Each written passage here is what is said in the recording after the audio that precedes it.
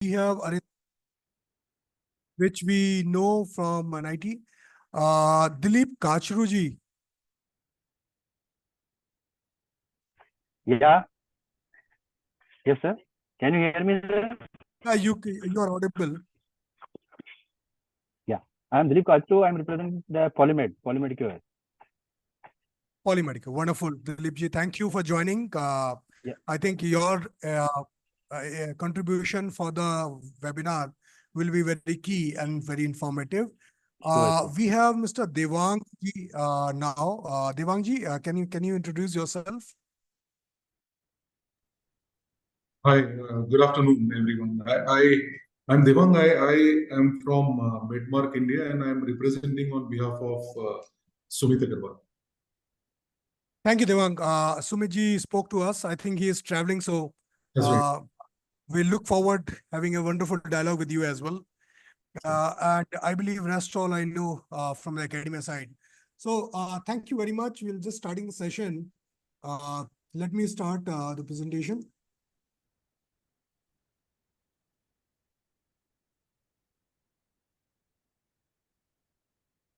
Hope my screen is visible to everyone. Yes, it is. Very quickly, I'll just try to give a base to the entire context, and then we'll get into the mentoring by the industry experts. We have Devangji, Dilipji from the industry, and I think their input is going to be very important and probably directive to us moving forward. So we all know the Department of Pharmaceutical has a mandate for medical device sector and to implement the policy as well as to address the various industry issues. Department of Pharmaceutical has 4 flagship initiatives: Medical Device Park, PLI, and AMDCF. These are the 3 initiatives which are being running. But very important is point is that without the human resource, none of the initiatives, what I just said, is going to be fructified to the objective, to what they are meant for. So there's a 4th initiative, which is the Scheme for Human Resource Development, is being launched. Ashok Saxena, as a project director and vice president of Licensed Sectors Development Council, we are there to manage the entire scheme on behalf of DOP.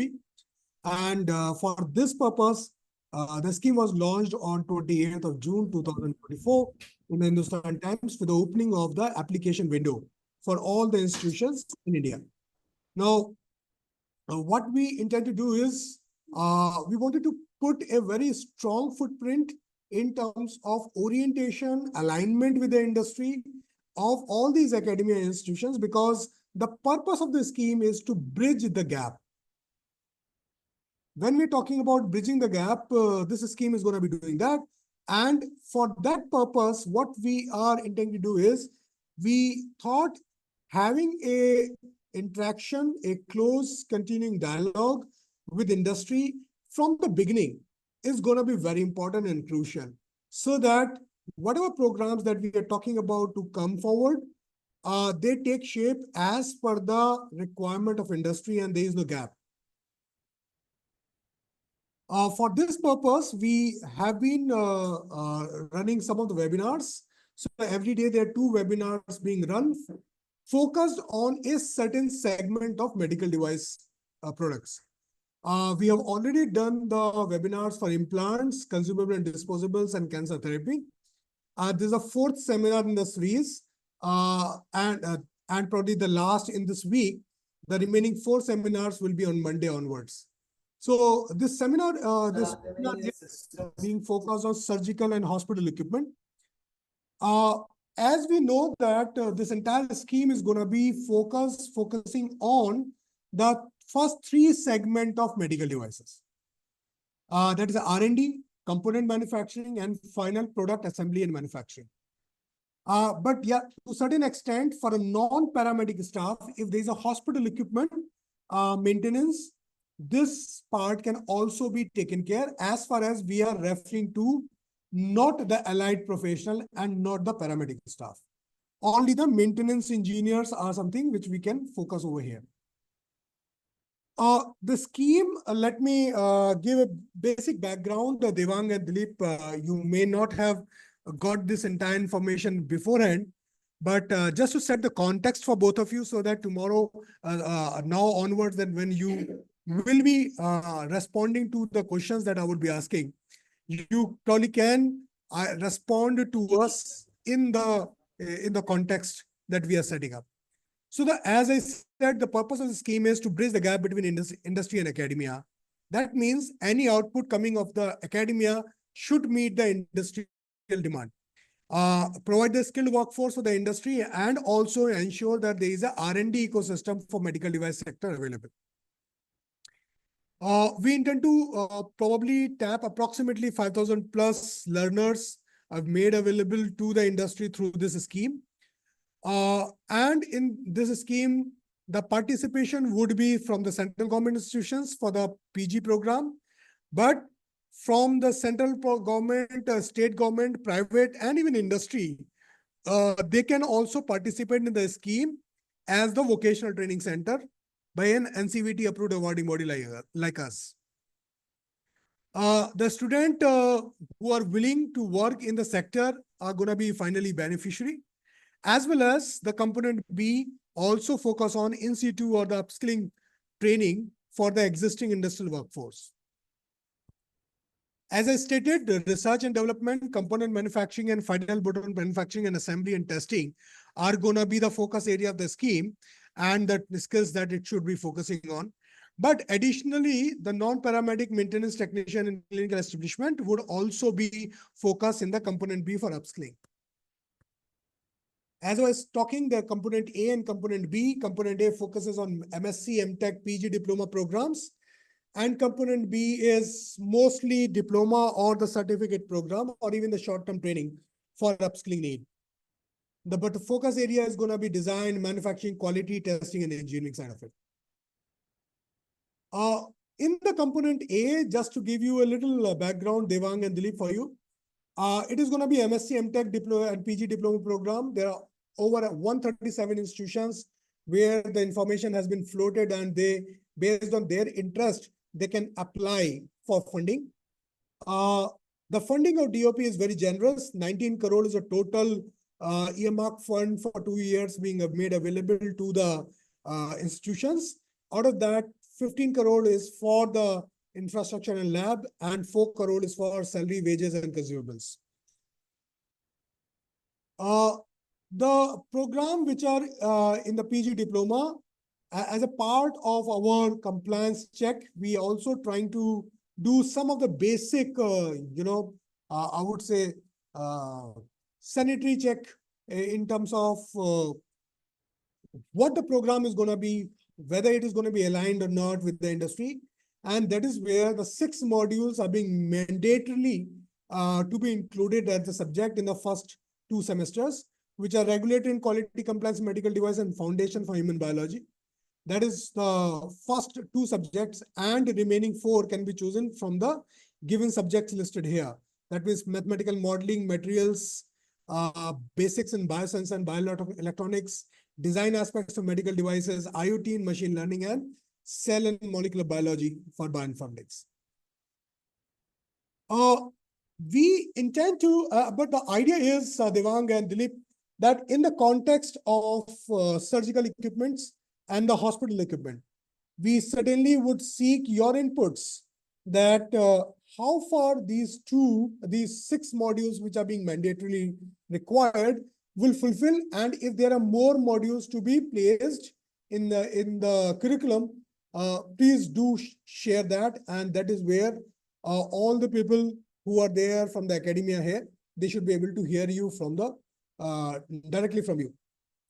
In the component A for the PG diploma, MTech, MSc programs, we have also suggested some of the focus areas of the program, starting from the design prototyping, advanced biomaterials, advanced fabrication approaches, clinical translation, medical imaging, tissue engineering, medical device, biomechanics, artificial organ, mathematical modeling, IVDs, preclinical models for in vivo and in vitro both, additive manufacturing, fluidics in medical devices, bioelectricity, and so on. I will keep on reading. But the idea that we would like to seek from both of you is that in the context of surgical equipment and a hospital equipment, is this focus area is good enough, or there is something else we are missing on? So certainly we would like to hear from both of you the inputs as a representative of industry. So hi, this is Devang here. I hope I'm audible. Yeah, you are audible, Devang. So I'll come back to you on this as soon as I open the floor for further deliberation. I'll just finish up my few base slides. In the component B, which is probably focusing on diploma, certificate, short-term training, probably is mandated to bridge the gap, the last mile gap of the workforce. That means UG and below all the students, as well as managerial level staff, regulatory staff in the industry, technician industry, wherever you find that there is a bridging required. Either it is a fresh student coming in, or the existing workforce in the industry which needs it, or even the healthcare establishment, that means non-paramedics technicians in the hospital and clinical setups. If they need any skilling for the segment that we are talking, please mention that. And we probably will be able to include those programs here. Because this component, we are talking about upskilling, it is also allowed in hybrid mode, online mode, wherever possible, and evening and weekend batches as well. Idea is to promote the continuous learning for the manufacturing skills, along with a framework like global quality and regulatory. As I was stating very clearly that component B, these small courses, they will focus on design R&D,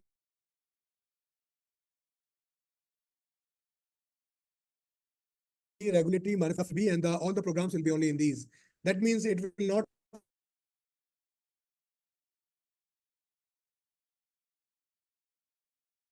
focus on the customer or client training or the user training. That is something which we are very clear about. Some of the program in the category B, which are already approved by NCVET and are made available here. We also to hear from you whether these are good enough, and or there are more programs which are required, so that the team can start working with you all and develop the program with the help of the academic institutions with us. In the past, Devang and Dilip, just to have a validation check, there have been some skill gap feedback that we have been gathering from the industry experts. And I thought it will be important to have your validation check on this. So this is the normal gap area which we are able to gauge from the R&D side. The next slide talks about the gap area in the quality side. And you can probably go through this and look into it. I'll not read. The next slide talks about the gap areas in the context of manufacturing workforce and the fresh people who are coming in the manufacturing segment. It has been said that they miss out on these major areas. Regulatory affair, one of the biggest area after regulatory, upgradation both in EU and India. This is something which everybody is in talking and then trying to do the best possible bridging. The plant maintenance side is also not unheard of, and there is also a skill gap on that side.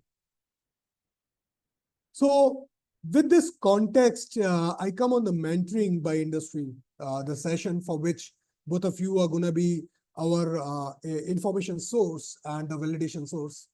So for component A, Devang and Dilip, I have few questions which I have placed on the table. And probably I would request you to look into these questions and respond to us with the information which we take, which can probably note and take the note for developing the programs or probably revising the programs which are there. The first one is that, is there any institution currently who is offering an MTech or PG diploma program which can be established as a benchmark for the segment of surgical or hospital equipment?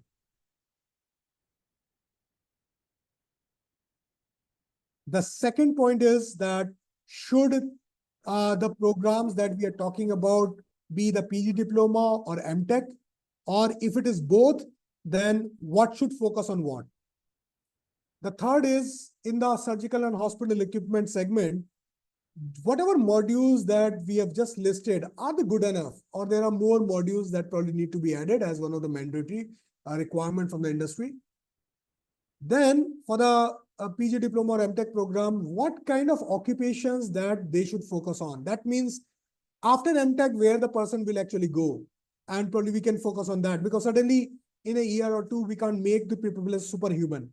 We probably need to be more realistic and give them much deeper and knowledge on the area where they will be working, and that the knowledge that should be probably helping industry in converting them in a productive resource in a very shorter time, not the way what is the current state. And the last two questions that we have been hearing from all the institutions, and including the institutions like NIT, IITs, NIPERS, where they're finding very difficult to have someone in the professor or assistant professor category who has worked in the industry. So there is a provision of professor of practice. That means somebody who has around 15 years of experience in the industry can join as an adjunct professor in the academic institution and can act as an expert to give the hands-on and practical knowledge, practical application knowledge to the students. So can you nominate some of that pool of expert in your segment? That's one.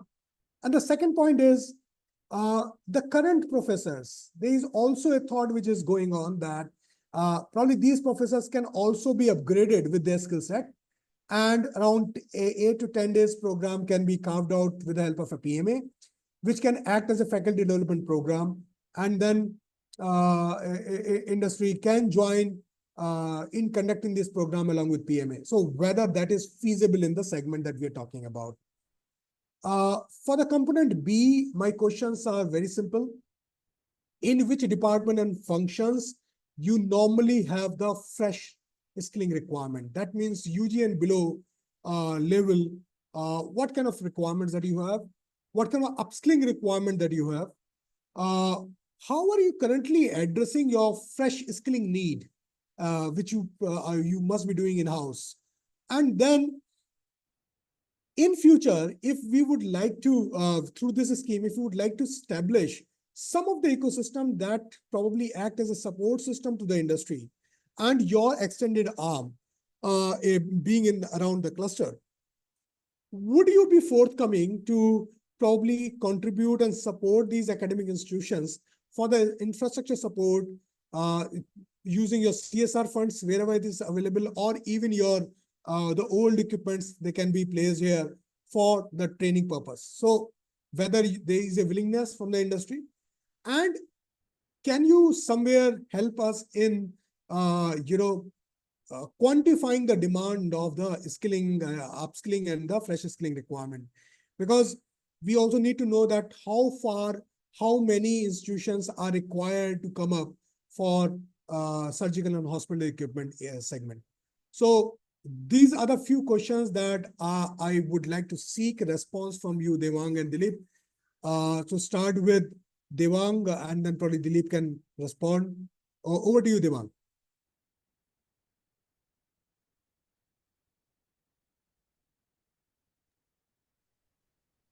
Hi, so hi, this is Devang here.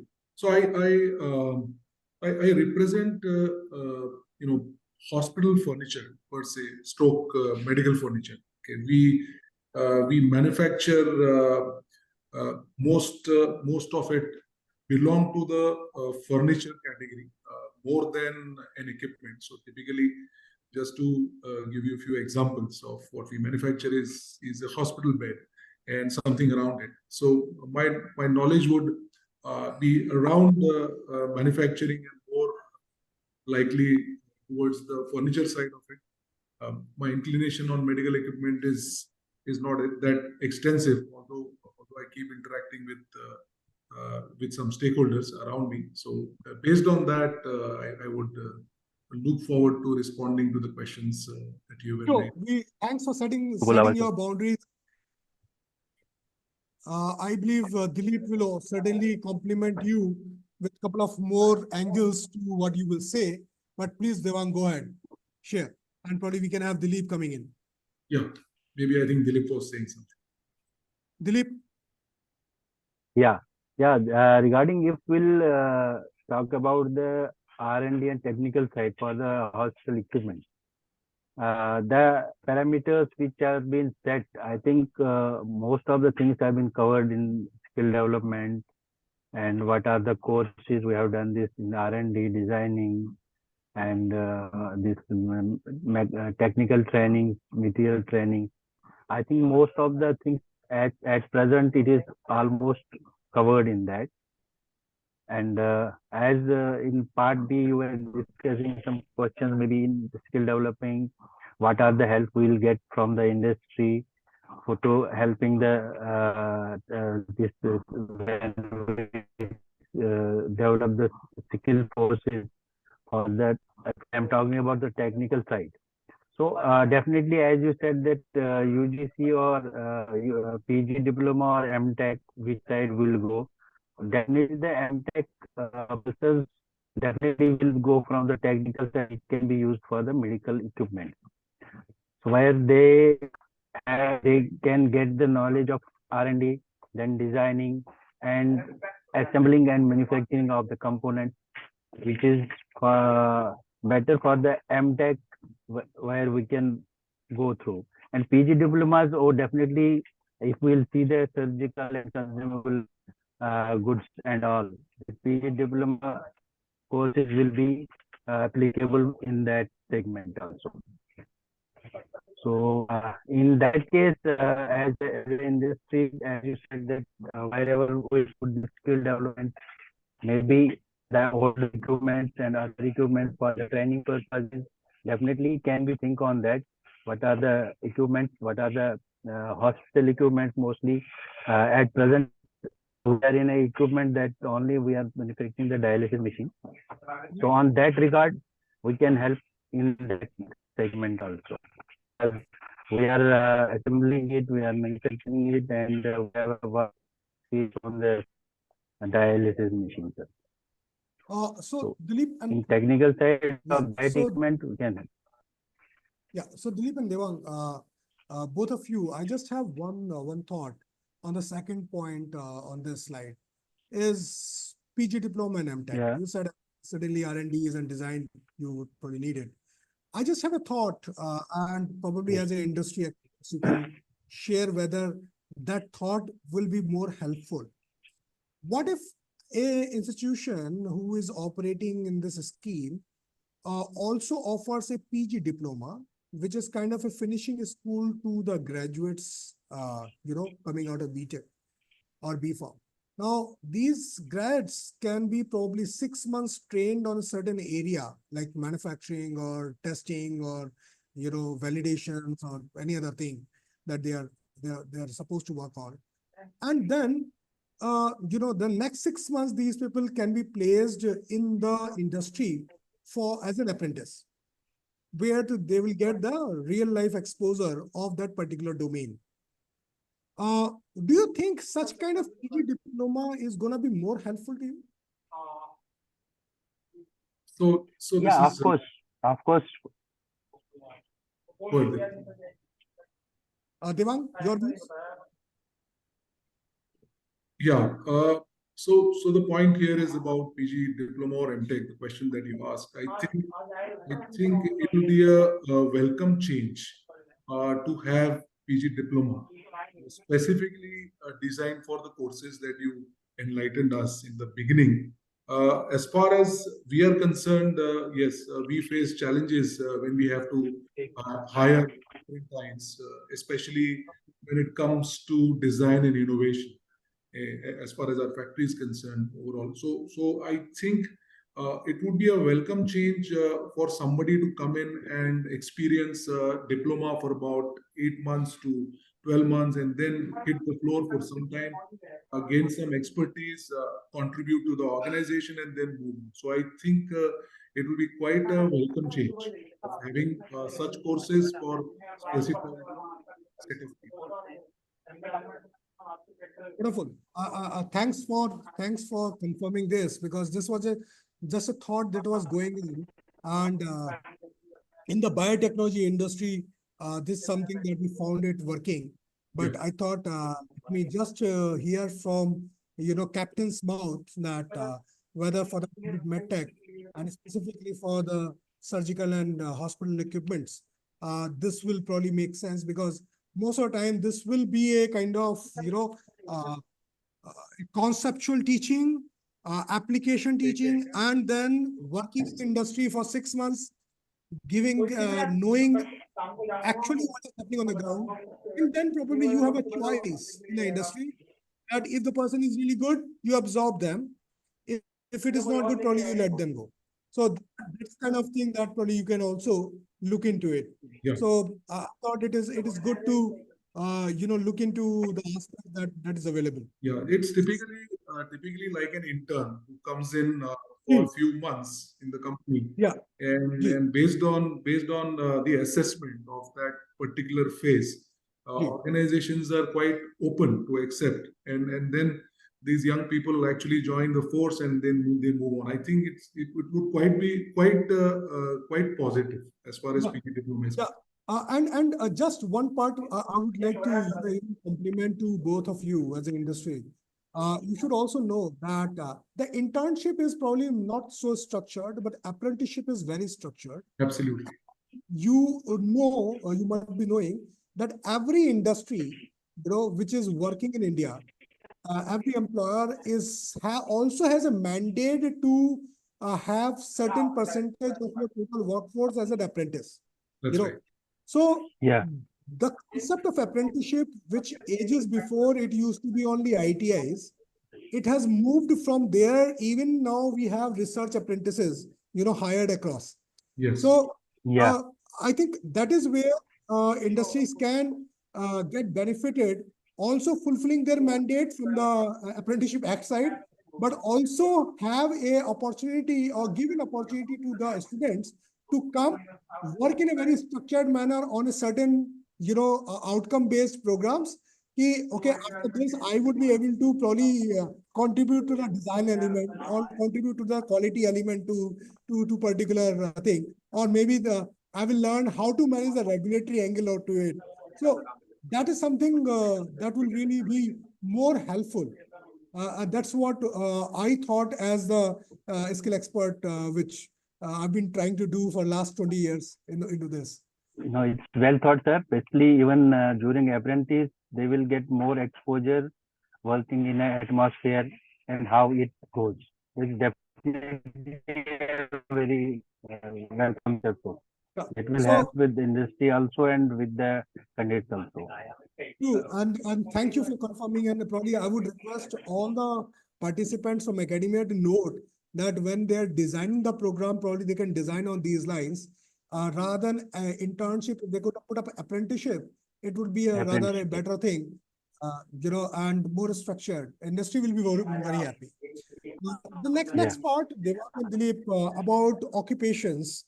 Like when we're talking about PG diploma or MTech, any Yeah. of these, suddenly in a year or two, we cannot make a superhuman, right? So we Of should be course. having Of very course. clear picture where it should focus on. So what do you think, MTech students, what area they should rather, they will be more exposed to rather than everything?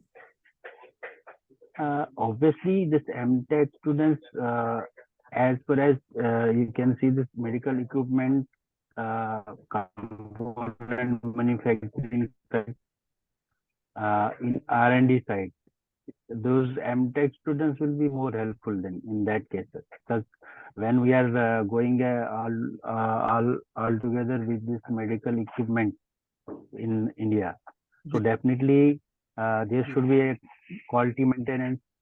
We should not compromise in quality, and definitely we need a that mind. The mind should be technically highly skilled. So I think this will help in that. And where the PG diploma should be focused on? PG diploma, I definitely said other, because other we have this consumable medical, other medical devices also. They they they have a good scope in that, because No, in that area. Dilip, my point was specifically on the occupations, like the Okay. departments. Like you said, R&D is suddenly a department and the focus of MTech. Yeah. Yeah. But we have department like design engineering, we have department like application surveys, we have department like manufacturing, quality, testing, data analytics, all that part. So that is where what I was saying is, for an example, in MTech, somebody who is doing your research, they would have certain overlap to other part of it. Like they should know the quality aspect, they should know the regulatory aspect. This is something that in the previous webinars we have been hearing from the industry. So they're saying that majorly it's research, but minor, they should know a couple of other things as well. Similarly, the PG diploma program, because they may not have a major minor, but they would have a straight focus. So there might be different programs coming out as a manufacturing or testing or design engineering aspect. So do you think also on that line, or do you have a difference of opinion? So I'll Yeah, definitely. go Yeah, ahead. Johan sir. Yeah. So I'll take this question. I'll share real life experience with you for the last several years that I'm observing our factory people coming on and off, and I represented HR for a couple of years for this company. So I've been in this company for the last 10 years, and in that 2 years, I experienced a quite different phenomena as a country. I strongly believe that there are two areas that India needs to desperately focus on, and that is and since there is no focus, I believe dependency on imports is very high. And in order to do that, I think research, design, and quality. I see these three areas as something really major in the coming years. For our country, and I feel something that should be the focus on the major side is design engineering, which has been quite a challenging task for us. Research is another area which I thought something that needs laser focus, and quality walks along research and design because it's the byproduct of these two things. So I believe these three areas should be uncompromised overall. Rest of the areas, while I don't have extensive knowledge on rest of the areas, but somehow I feel these three areas is something that needs true attention. I think really well said, Devang. We are noting it, and I think even our academicians are also noting it. Once they are probably coming up with their new program design, the design engineering would have been done according to that, because that's what we are researching, and the quality is going to be coming up there. So that's where we are, and we certainly will do it. So that is something which probably, if I am not wrong, Devang, you're talking about the MTech side. Right? That's right. I'm still having answer unclear about the PG diploma, like the finishing school that we talked about.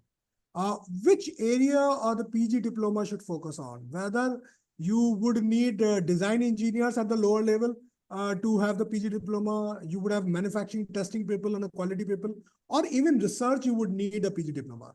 So if you can help us, I think that will really be great help. Yeah, I think I think to just answer this question, while I may not be 100% accurate, but somehow I feel on the testing side, on the manufacturing side, especially on the labor side. So we have a lot of people who are into CNCs, CNC specialists. We also have somebody who manages the pre-treatment and powder coating, and we have welders as well, at the base level. And over there, I think basic knowledge, you know, is okay as far as we are concerned, and we are always ready to upgrade this set of people who are working through a structured process, and they have to follow that process. And I believe after a few months, this process is anyway going to improve through experience. So I believe on the ground level, especially from the welding side, from the CNC side, or something from the pre-treatment or powder coating, I believe anything on the assembly side of our story, that is something that I feel we would encourage if somebody wants to come in. In fact, research as well, basic research as well. However, I would keep my comments reserved for research. I am not sure, but on the manufacturing side, at the lowest level, on the labor side, I think PG diploma is well appreciated. As far as yeah, rest so of- if I get your so Devang, if I get your response right, is you're saying not only the fresh student, but even the current working people, they can also be promoted as a higher education PG diploma, and probably they can probably go and up in a high, next level. Am I right? That's what you're trying to say? You're From right. Yes. Yes. Okay. You Wonderful. got it. I think that opens a new dimension to these institutions, because on one side, probably they can run a batch for the freshmen. Alongside, these people can also seek some of the industry nominations or industry sponsored students who probably can come into PG diploma, and then they can join back, or probably a full batch can come up from the industry as a nominated batch. So this is something which is really heartening to note. Dilip, you have any input on this, higher education of the existing people? Yeah, definitely, as Devang sir said, definitely he has said rightly, sir. Basically, and existing people also, we need to upskill somewhere, sir. Because in processing, in this maintaining office work and everything, wherever in which department they are working, definitely they also have to get the upskill, sir. Definitely, this program will help to existing people also, as well as the fresh batches also. Wonderful. That gives us a little more motivation on it. Now coming on the next area about the mandatory modules that we spoke. Let me just go there. So these are the few modules. Do you think, Dilip, anything more needs to be really basic and mandated? Because we are talking about very base and which should be mandated. Here we are talking about this 6 modules which is mentioned there. Yes, Sorry, sir. Dilip couldn't get it. Yeah, can you hear me? Hello. Yeah, I can hear you.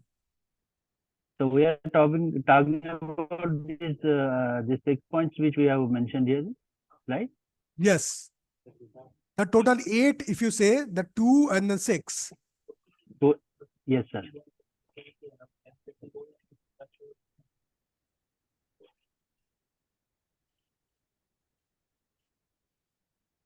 No, I think this all 8 points. This is covered at the basic points, sir. Maybe in future we can add some more points, but at present I think these basic points are quite okay for this moment, sir. Just one more aspect, Dilip and Devang, I would like to really seek. And maybe Dilip you can respond a little more on that, because you're handling this dialysis machines and all. Sterilization technology, because there are various sterilization technologies across medical devices. And every medical device or every component has a way of sterilization, which is important Yes. when it comes to the medical device segment. Yes, Specifically, even if we talk about the cartridge of your dialysis machine, not only that, even the other components. So I believe when we're talking about the surgical and hospital equipments, the sterilization technique Mhm. also becomes one of the important component because it is not listed even here. Sterilization definitely will cover in the other medical devices, except equipment. But in other medical devices, definitely sterilization is very important. But there are a lot of sterilization, whether it is STO sterilization, it is gamma sterilization, like those sterilization, definitely it is compulsory for the medical devices, which we can say these consumables and all other So maybe devices. so would that be good, Dilip, to at least introduce the concept of sterilization and different type of sterilization and their usage so that people have an idea about it? Present what happened, there are a lot of manufacturing units are there which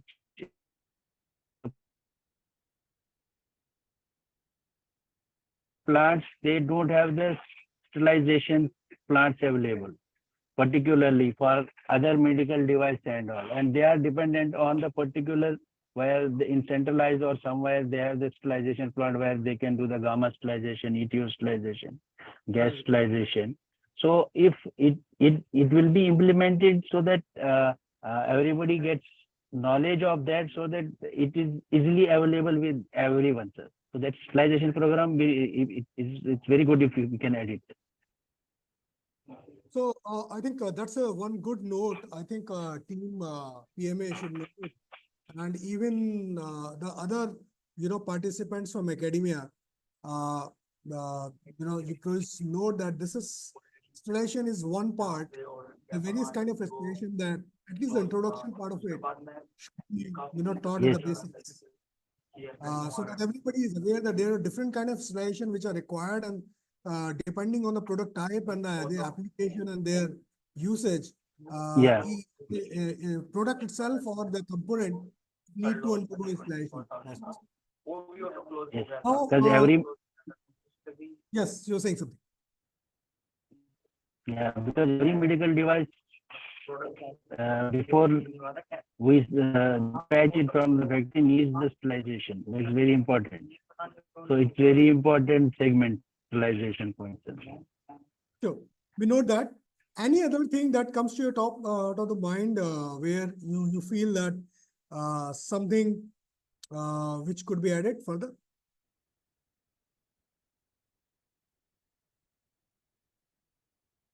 Which you find currently missing in the current lot which you hire normally?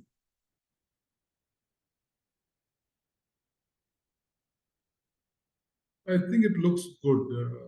Looks good. Whatever was good, yeah. Perfect. So I think then let's move to the next question, and probably you can respond. Is about the nomination and recommendation of pool of experts. How do you feel, both of you, that how industry can probably help academics? And would you be open to work with PMA, my team, and probably we can keep on building the pool of experts? Maybe some of the people are retired, or some of the people who as a consultant, some of the people uh, who are willing to go as a full-time academia, after serving around 15, 20 years in the industry. What do you feel? What are your views on it? I think it will be a welcome change for many who want to.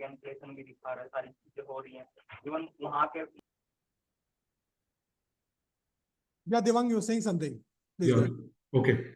So I think as far as organizing pool of experts is concerned, I think it will be a good initiative who have people from different facets in the same industry, and seek their expertise and support to make this academic courses and thought process a better place. I'm sure there are many around who want to contribute. In fact, given an opportunity, as somebody like me would also like to think about it a little further. And I'm sure there are many people around, consultants as well as people who have just retired and they belong to the healthcare fraternity. I'm sure this will be a welcome change, and we should take this initiative to align and connect with various experts of the industry and invite them to this forum and maybe create a community of different sort. Yeah, the idea is, Devang and Dilip, that these people are attached to academic institution as the adjunct professor of practice. Probably a year or 2 or 3, they would do the teaching part of it, and bridging the gap of the practical part of the every skill that we are talking about. Dilip, what do you think? What do you think from your organization? Some of the pool of experts you can nominate or recommend? Yeah, so definitely, if we can see, we can engage all the industries where in every industry they have an expert on every segment. So we can get them engaged and have some programs through their expertise, through their product expertise, through their marketing expertise. So definitely that also will help us. And as Devang ji said, that definitely the retired persons, the persons who have experienced more than 45 years, they have worked in the industry, more than 30 years they have worked in the industry. So like those community, we have to get together, and definitely we'll get fruitful What you just inputs, said, the insights, last, and they can guide us very well. absolutely. So Yeah. what you just said, in the last 5-10 years, whatever people retired from your organization, probably those could be a good, pool of experts who would be probably made available, who Even know how even the things even are. Yes, even in this industry, in a private industry, we can say those people are retired. Those people are still working. But as I said, they have experience of more than 30 years, more than 45 years, more than 50 years working in the industry, and they know very well in and outs of the industry from where it has come and where it is going. So those people, we cannot say they are retired. They are still working, but we can seek their help, and they can guide us. And they can guide the. Yeah, so Dilip and Devang, please note that as I'm seeing very positive output recommendations from you on this, my team certainly are going to be reaching out to you along with other industries, industry experts. And No issue, sir. we would seek your help in, sharing the details of those people to whom we can go and talk, and probably, make them ready for the, attachment to different academic institutions like IITs, NIPERs, NITs, and others, and they will also be able to have the second season of contribution. Yeah, yeah. They know they will contribute to society. So I think they will be more happy. Yeah. To join this. The next part, Devang and Dilip, is the faculty development program. The current faculty. So one is probably I will bring an expert from outside and attach to an industry, to a institute. But there are faculties which are there in the industry, are there in the institutions like IIT Delhi, IIT BHU, and IIT Raipur. All of these are the good institutions where the faculties are amazing. They have an amazing amount of knowledge. Only thing they lack in is the understanding the industrial atmosphere, industrial need, how industry actually looks at the thing differently, and so on. So what we were trying to look at is, should we develop a faculty development program where in the industry premises, probably 8 to 10 days, a faculty can operate and work and get themselves upskilled to the vocational side of it, and then go back and then probably prepare the students. Do you think your organizations will be forthcoming to this topic?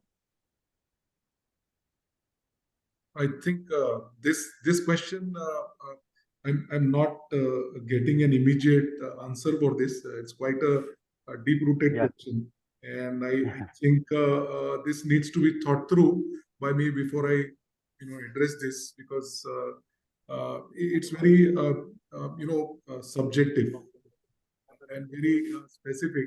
So I would look forward to Dilip's comments on this, and I would come back, Choose the one. and answer. Dilip, your thought. Yeah, definitely, as Divang sir said, definitely is a subjective question because it needs thorough, you can say, analysis. How Yes. we can go for it. Basically, creating a faculty. It's not just we think and we can just tell that this person we can involve, that person we can involve. So we have to think definitely. For basically, this is major. This is the basic thing. If we are creating any faculty, that means he is giving the knowledge to others. That definitely we need to think on this. This is Yeah. a deep down question, sir. So I would then probably request you to have a deep down thought, discuss internally, and please write back to us on the response or the suggestions that you have on this aspect, the faculty development program, that what Faculty kind of development. program will really help, because and how you would like to contribute to this, because it is important. It is one of the major gap area currently, and we whatever we are looking at, that tomorrow our student should be well versed, well skilled. Everything depends on the faculty. So Of course. what we are looking at is not developing faculties. What we are looking at, upgrading the faculties. Faculties are right. IIT Delhi, IIT Kanpur, IIT BHU, NIT Raipur, NIT, Allahabad, everywhere you find good faculty. The only thing is probably they need to be further upskilled. So whether it is a one-time activity, whether it is to be done every 6 months, all those thoughts probably you can mull over and come back to us. Sure, sir. Sure. In the component B, Devang and Dilip, where are your major requirement of fresh skilling? Freshers, where do you take freshers? Freshers, basically, see, I think it's a industrial practice wherever we can take the freshers in any department. As you said earlier, we were discussing for 6 months they will work as an apprentice to understand.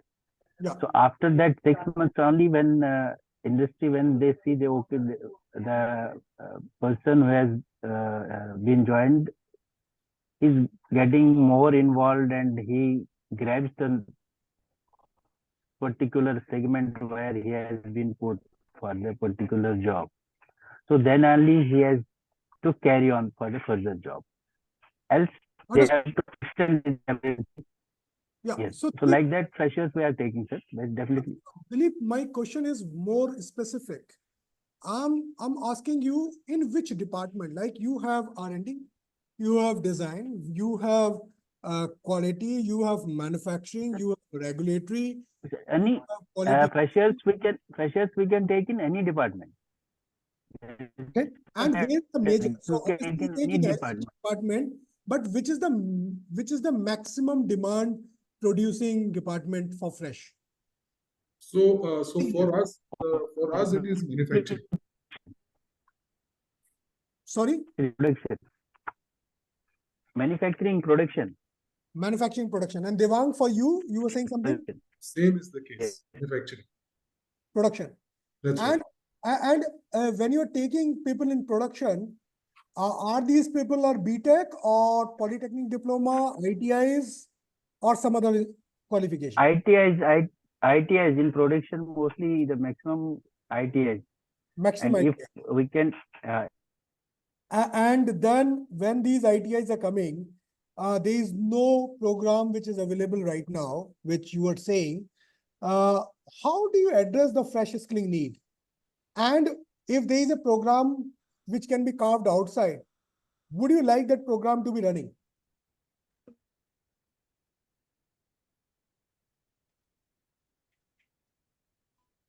Sorry, can you come on that question again? I just missed it. So what I was saying is, right now, both of you in your team, you are taking people for production. And you also agreed that, yes, this is majorly an ITI people. If I understand ITI very clearly, medical device driven, there is no program that ITI runs. Right? Specifically production of medical devices, there is no program which is being running. So suddenly it is a made good of somebody from mechanical side, somebody from electrical side, and then upskilling them inside. That is how the industries are managing. This is what I have been told by various industry people when I visit their plants. My question is, first, is my understanding right that you do your in-house, and if you are making an in-house training for these freshers in production, what do you do with them? Okay. Is there a classroom session or is there on-the-job training? What kind of things that you are doing there? And what Mostly you are giving them? Mostly it is on the job training, sir. Same here. Okay. Same. And there is no training per se which is being given, the conceptual or, some kind of simulations, nothing is being given, right? So for us, Definitely. When we'll put it in a system, we'll give this on-job training and other things also, as there are training programs already in segment, and those also are involved in training programs also. Okay. see, Okay. so I would add something here. I think it would also it would be on case to case basis, and it would depend on the complexity of production. So as far as we are concerned, the complexity of entire production system is not that comprehensive or detailed, because as I mentioned earlier, we are basically manufacturing hospital furniture stroke equipment. So end of the day, it is jigs and fixtures or CNC or pre-treatment and powder coating, or possibly an assembly or welding. Fundamentally, the production lines are quite simplistic. Hence, for us, on-the-job training works very well, and there is no specialized classroom session needed, because, as I said, complexity. So complexity. If the complexity was higher, so typically I would say that in a manufacturing sterile environment, these protocols and hygienes may need specialized training before they hit the floor, typically. So hence I think the generic answer to this will be yes. There is a necessity of classroom training followed by on shop floor. But yes, as far as specific industry is concerned, for me, I don't see classroom training as essential.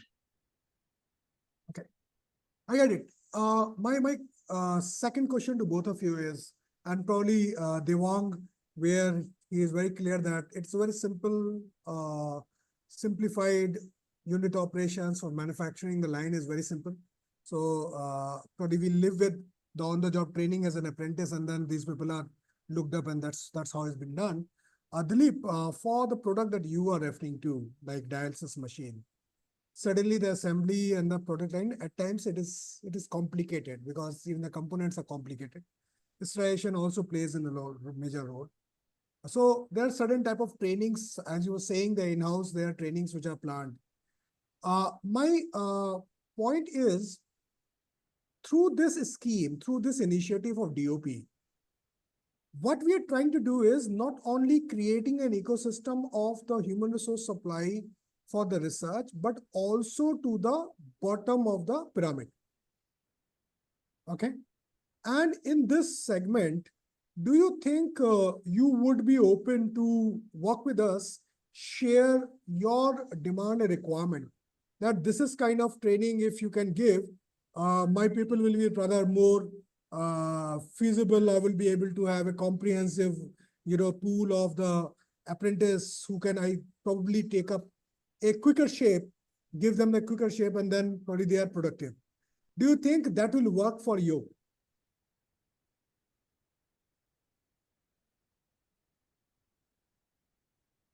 Dilip?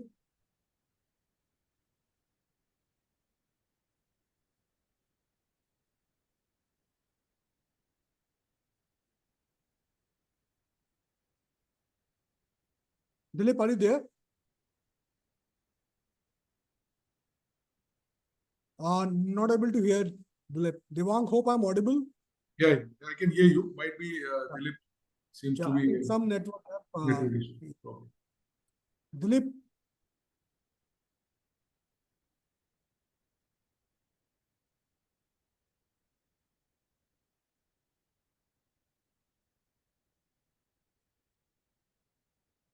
Some network things. Anyway, Dilip, if you are not able to talk right now, we'll just wait for you. Otherwise, you can always send this response to us. We'll be more than happy to get it. My last point to both of you is, as we are trying to create an ecosystem for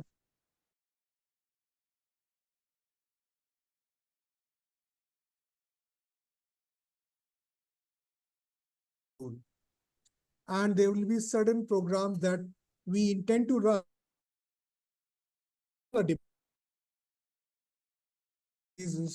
these apprentices and workforce, as well as this infrastructure you can also utilize for the upskilling side.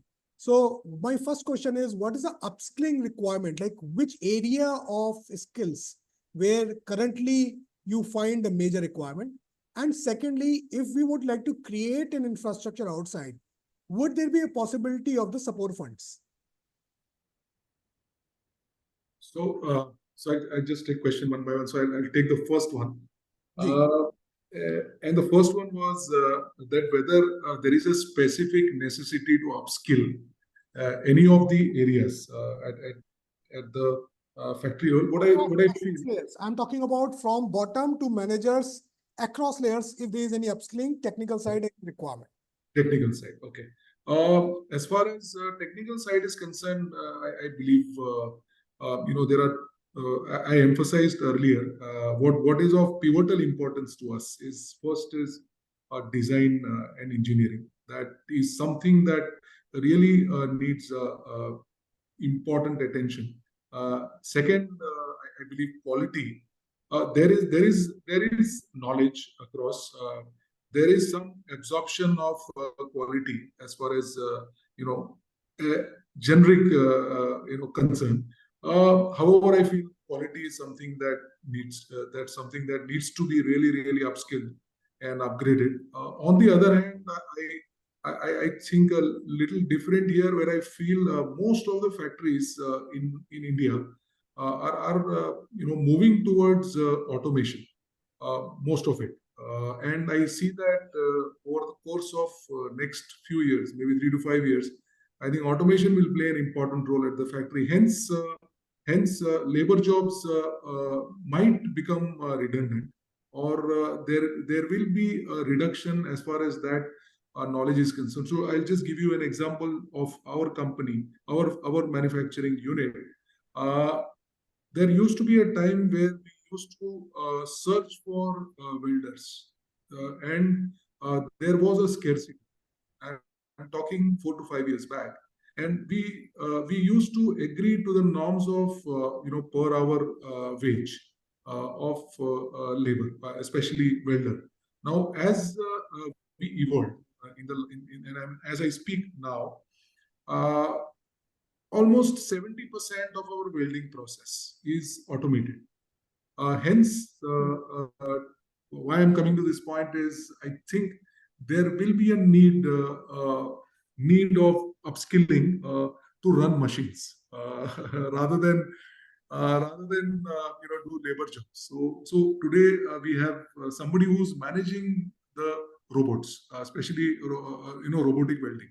So they are not doing the welding process, but they are running the robots as well. So I think that skill is also quite critical, and I think that area would need focus on almost all aspects, whether it is buffing, whether it is sheet cutting, whether it is laser cut, whether it is pre-treatment, powder coating, and so on. So automation and robotics is playing a major role, and that's something which is upskilling is you feel that yes, that's probably is about to just corner, yes. I want to come in. Yeah. Absolutely. So this is yeah. Please go ahead. Yeah, these are my thoughts as far as upskilling is concerned. And as far as your second question of having an infrastructure and fund support, I think again depend upon the requirement of number of laborers. It would depend upon the size of the organization. For us to have an infrastructure nearby so that we don't labor shortage and fund support, I see a little difficulty consider our number of laborers or skills or for that matter employees needed on a quarterly basis. If I look at my attrition,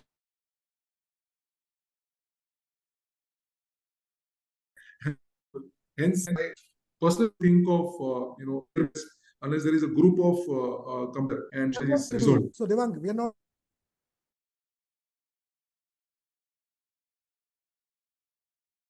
sort from you, and then the remaining is coming from others. And the group of pool of the infrastructure is being developed at one side in the cluster, and which is being utilized by all the cluster employers. So that is where we are trying to give a holistic ecosystem of the skilling and the upskilling side of it. That's right. I think currently this aspect is managed by contractors as far as our area is concerned. And I know, but the challenge, Devang, is that contractors won't be as visionary as you, who is still able to think of the something which is about to come, like automation. Yeah, absolutely. Right. So they would live with that, and probably they will be rather more hurdles, because if the automation comes in play, something where you are having probably 10 labor or 10 operators working, you might have just 3 operators working. That's right. And manage entire thing is managed by the robotic arms. Yeah, absolutely. I agree with you. I agree with you there completely. So it is us as an employer, it is us as an industry, probably we need to think and start preparing ourselves, because look, contractors will think about their pocket, they will think about their own business of the contracting the workforce. You really need to think about how fast you can, face the challenge of globalization and upgradation of the technologies and the production capacity and other things. So that is where we are, as a holistic way, we are thinking that how far industry is thinking, and if industry is also thinking on those lines, those are being looked up. Can there be a possible infrastructure created from this scheme so that is sustainable ecosystem available? That's right. No, I agree with you completely. And training cost is anyway being funded from the DOP side. If you look at for these upskilling program, training costs will come from DOP. But infrastructure side, the one-time cost which is coming, that's the only thing that we are looking at from the industry. I think it will be a welcome change because to be very honest, contractors have not been very productive, and there is always difficulty and a little bit of disorientation and unstructuredness, and it's quite fragmented, and to rely to trust is very difficult. So this, I think, will be a welcome change to have a common interest with this infrastructure coming up, and I think it will help, and we would look forward to supporting such cause in the future. Thank you for the confirmation. Dilip, are you able to resolve your voice connectivity issue?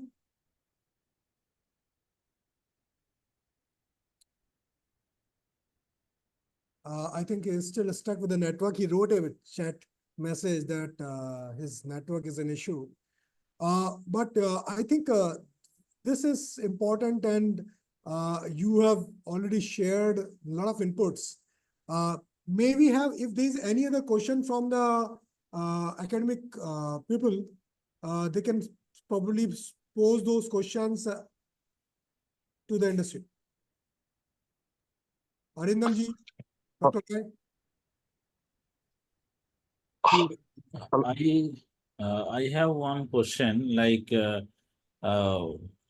are we means can we consider the say operating instruments means the instruments which are being used during operation or during OT to be as surgical instruments?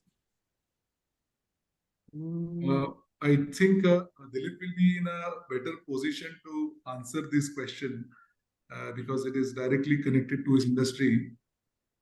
And even for say the hospital furniture, like Yeah. the operation, the OT table, the OT table will be coming under this surgical instrument. Khushbu, Oh, would you be able to respond to that? yes, yes. So OT table is part of a medical equipment. So you can term it as a hospital equipment. Hello. Yeah, can you hear me, sir? Yeah, Yes, OT table comes under hospital equipment category, no? Hello. Hello? Yes. that's Am I audible? Yeah, you're audible, sir. You're audible. Yeah, yeah, OT yeah, table yeah. come Please. under hospital equipment category, sir. that's right. And this is Now, what Dr. Roy's question could be was that the instrument used during the surgery, are they also being categorized under surgical and hospital equipment? Operating tools. operates, pardon, sir? Operation tools, are they also in the surgical component, surgical and hospital Yes, equipment? yes, yes. Operation Yes. tools like scissors, strokers, and high-end surgical instruments like craniotome will cover under surgical instruments category. Okay. Dr. Roy, you have an answer. Yes.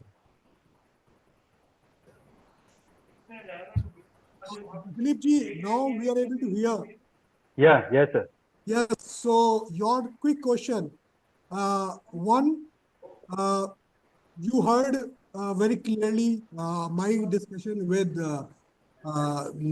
my good friend Devang, and Yeah. probably same response we are looking from you, that if there is an infrastructure support which is required, which we believe can be utilized as one of the extended arm of the industry, used for fresh skilling as well as upskilling, would organizations like you would be open to come forward and contribute for the setting of the center, while the running of the center will be taken care by the cost which is being coming from the DOP? Yeah, definitely. As you said, that cluster-wise, if we'll make these upskill centers, definitely it will be helpful for those clusters, even other clusters which is far away from that. But if it is in the premises, in the nearby to the industrial hub, definitely it will help in this upskilling. You can say this man force which will get nearby with the industrial hub nearby in particular cluster, if we'll put these centers like that, sir. And you would be able to contribute a bit of it from your CSR fund. Obviously, that will be the management decisions. Definitely, the industries are open to that. The management has to go from you. Look, frankly, obviously, when we work, everything is dependent on the management. We all know. What I'm only seeking is if there is a in principle agreement, and then certainly things are being proposed to the management. Yes, sir. Come again, sir.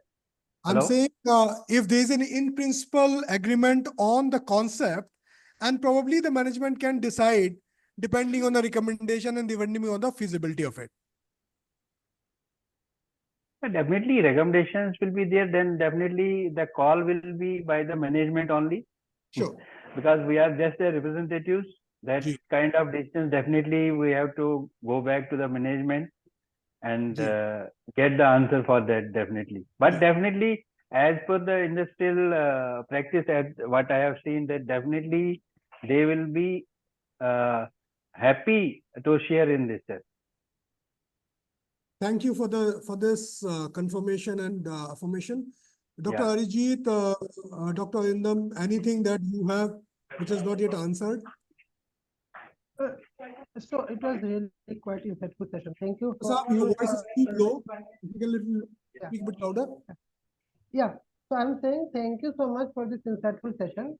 I have a question for Mr. Devang. So you deal with hospital furnitures, right? So my question is a bit different. It's not directly related. It is that what do you think? How much innovation is required in hospital furniture? And looking at the current scenario of hospital furnitures in India, like how this, like suppose hospital bed, whether the hospital beds that are available are very user friendly. This is what I want to know. Like, is there a requirement of innovation component in hospital furniture? Yes, thank you, Dr. Ajit, for asking this question. It's really a good question to answer and quite important from our organization, industry, and hospital standpoint. Everything that we do with thorough research. We have specialized product development team who interacts with to some extent patients, but to a large extent with the biomedical engineers at the hospitals and also with the nurses. And we understand that these are the people who are using a hospital bed largely. And hospital bed since 1951, and we are in 2024 right now, it has evolved to a large extent. And I would say innovation aspect has been uncontrollable for us overall. And overall, in the last 1.5 years, we see a trend of hospital furniture changing rapidly.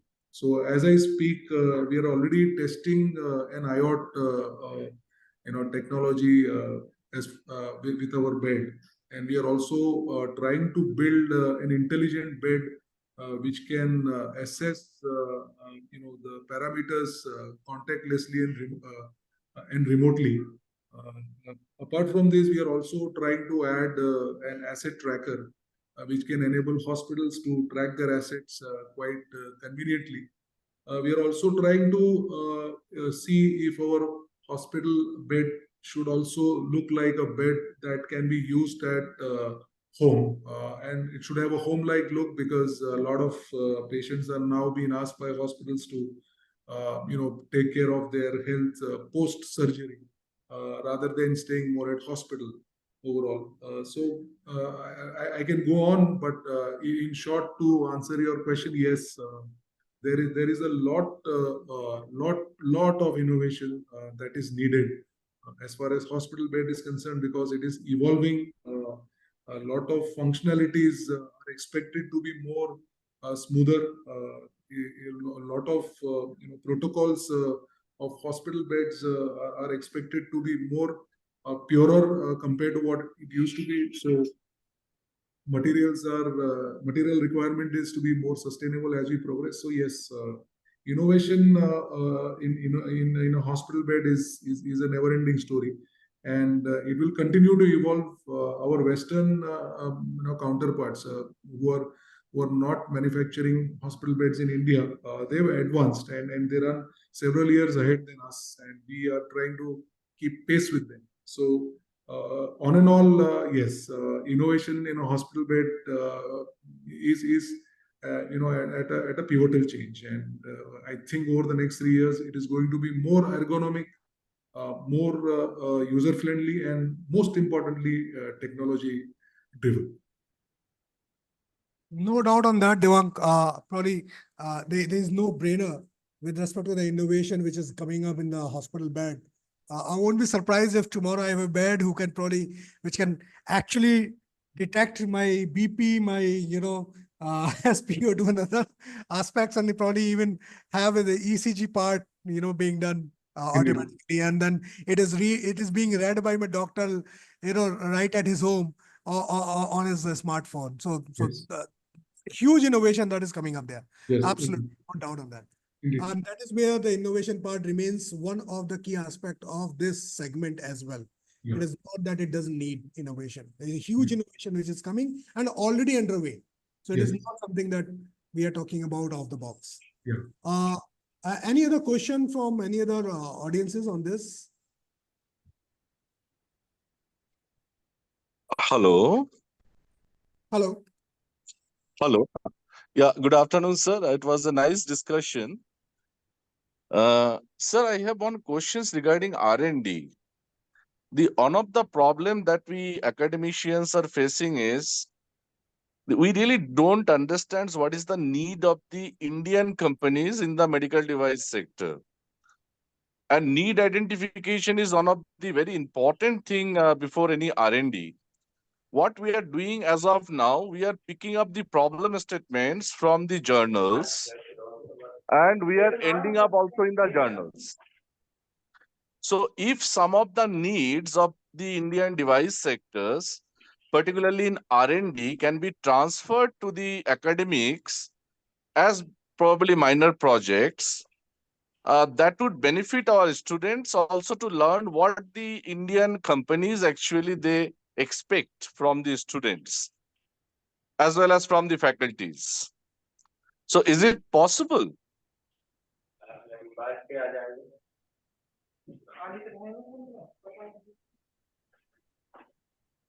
Hello? Hello?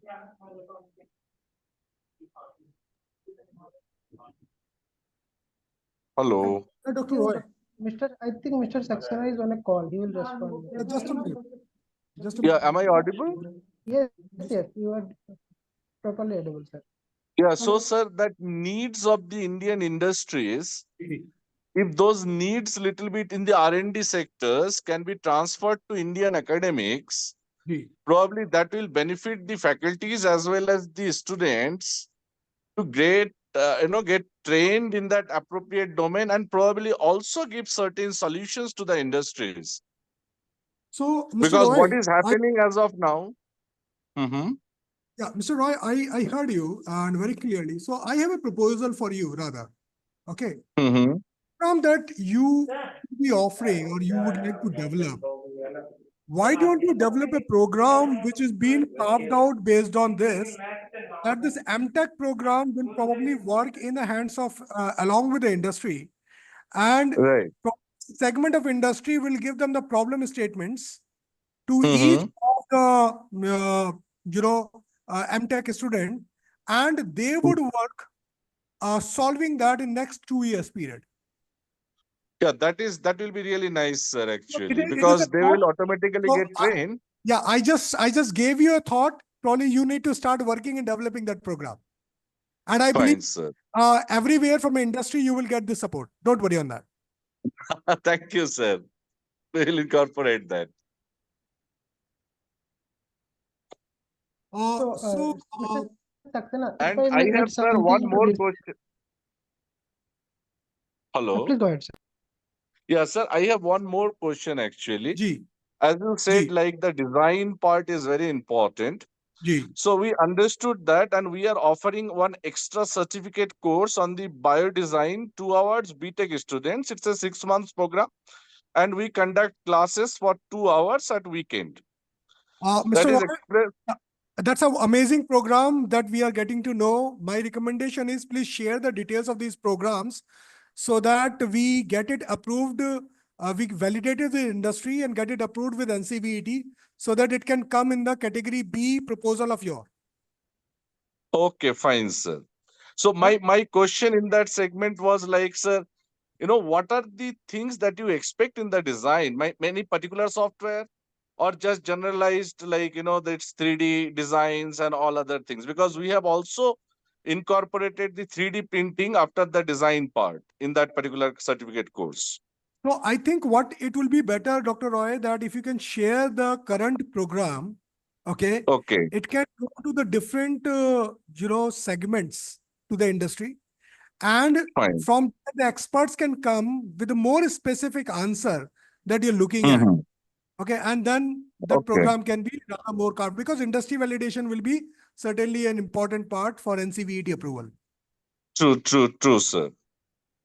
Thank you, sir. That is from my side, sir. Thank you. Dr. Arijit, you had something you wanted to ask.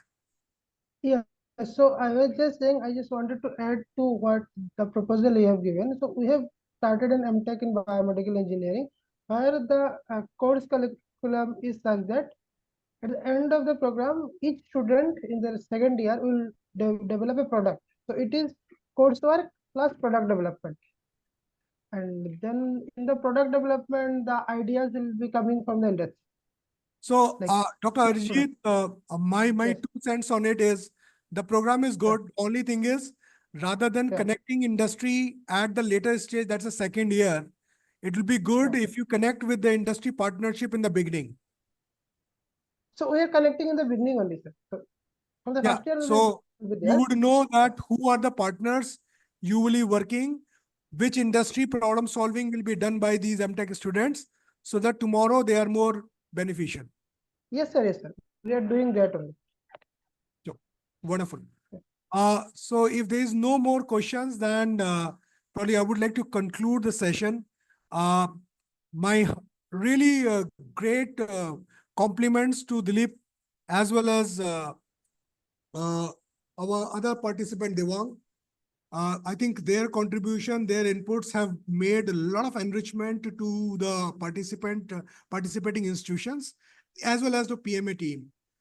We would ensure that this momentum which we have created continues, and then we would have a connectivity all throughout. Whatever inputs that are being sought, if there is anything that you said in between that you'll come back, please do discuss internally and come back to us. You can write to us. You have our mail IDs, and we'll be more than happy to hear that part.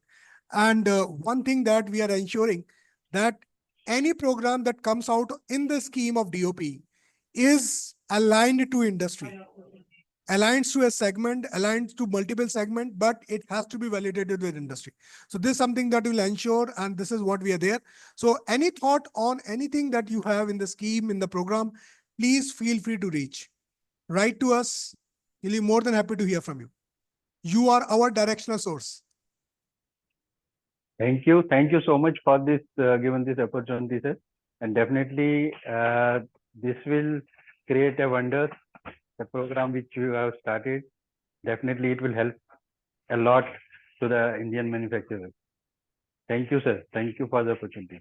Thank you. And I would like to thanks to all the participants from academia being here, wonderful participants, audiences who are able to note. And I hope you have taken up all the inputs that have been given by the industry.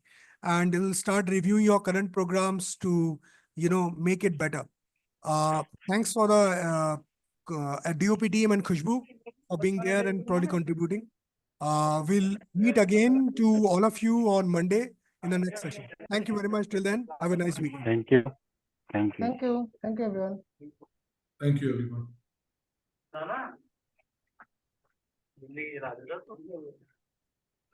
Thank you.